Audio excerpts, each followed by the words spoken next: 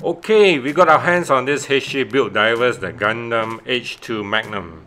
This is a very fun kit to build, Big Pit. Yeah, here we can actually look at the runners that we just throw and it becomes A mobile kit, right? That is how it works. Yes. So there aren't that many runners for this kit. What I hate about this kit is the gates are still very thick. well, I mean, basically when you look at the parts are rather small, but the gates are very thick, and it makes you difficult to put your the clippers or the pliers in, right? Yes, that's very true. Now the other thing that's different as well is this time around they actually put the start date of the animation on the box packaging. Yeah, there's a huge print on that Yeah, animation date. so for some of you who are box collectors, this might be a very big turn off. And here it is, we've completed the build. Frankly saying, I'm not an Age fan, but this kit is, I would say, rather interesting itself. Yeah, so here is our review of the kit, right? I mean, it will tell you what's the difference between the new versus the old Gundam Age 2. Now, first off, if you look at the shoulder armor, there is now a new movable part on the shoulder armor itself. So this is something that is new versus the old design, right? That's very interesting. Secondly is that you notice there's a peg that is on the front shoulder and also on the back shoulder as well. That is for you to actually insert to the polycap on the blade that he's holding for the front and back as well. Right, and as you can see as well, overall the head, the V-fin as well is a bit different. It looks a bit like the Astra Sengoku. As you can see from here, we have really sharpened the V-fin a little bit to make it look a bit more cooler. Yeah, we did some modifications. Yeah, it also comes with an additional V-fin face part as well, but we didn't use that, the old H2. Yeah. Now in terms of the chest and the body and also the waist, this actually, and also the front skirt is exactly the same. The only difference here, as you can see, is the legs. They're slightly redesigned on the structure on the calf, but the biggest change is of course the feet. The feet has gone through a radical redesign, and I really dig this sharp angular design for the feet. Well, the joining system look almost similar like the Barbatos's leg. Yeah, the other thing as well, you can actually move this small little part on top of his feet so that the feet can go angular, almost 90-45 degrees. Yeah, that's pretty cool. Now, as we move to the back of the Gundam Age 2 Magnum, the redesign, there is no redesign here. It's exactly the same old Gundam Age 2 design for the back as well. So that's something that's new. And as you can see here from the blade, there's something that's cool with the blade. You can actually move the blade from top to the bottom position. You can't do that with one hand. You obviously need two hands. Yeah. So here I'm showing you the demonstration. The fittings are very tight. Very tight. Nice. Yeah, that's what we like about the joints of the Gundam Age 2 Magnum. There is no loose parts or whatsoever.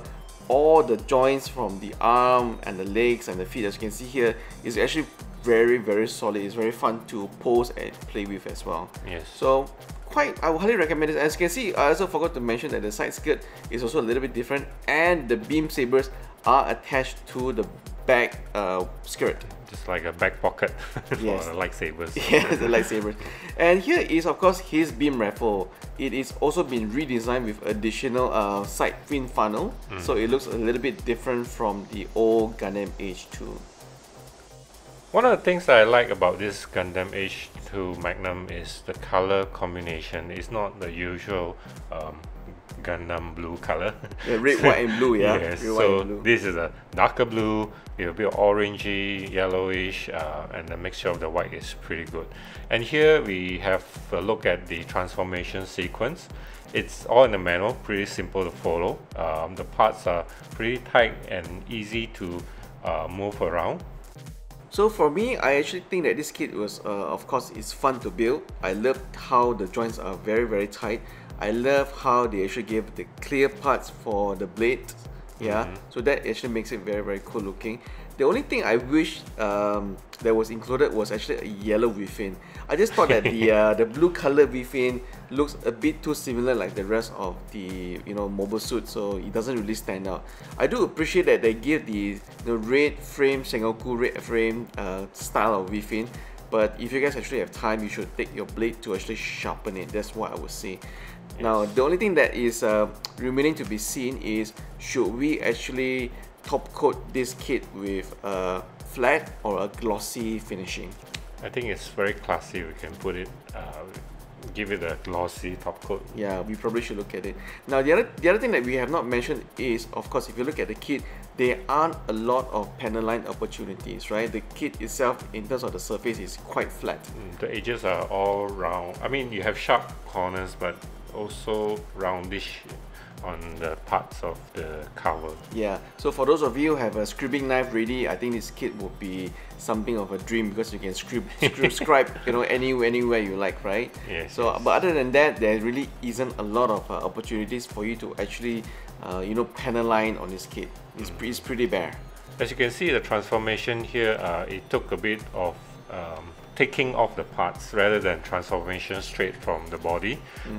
This is something that is different, but also some people would not like it because you will tend to lose some of the smaller parts of the joining system itself. Yeah, but actually what I like about the Gundam Age 2 Magnum transformation to the flight mode is that you don't actually require additional parts to change it, right? Unlike unlike the Zeta, you usually require a lot more parts to go into the transformation of the flight mode. So that is actually what I really appreciate. So all in all, I think man, this kit, now I know why Bandai put this kit the first one out of the gate for this series, because this is a really good looking kit and it's actually quite fun to play with. It's very portable. Yes.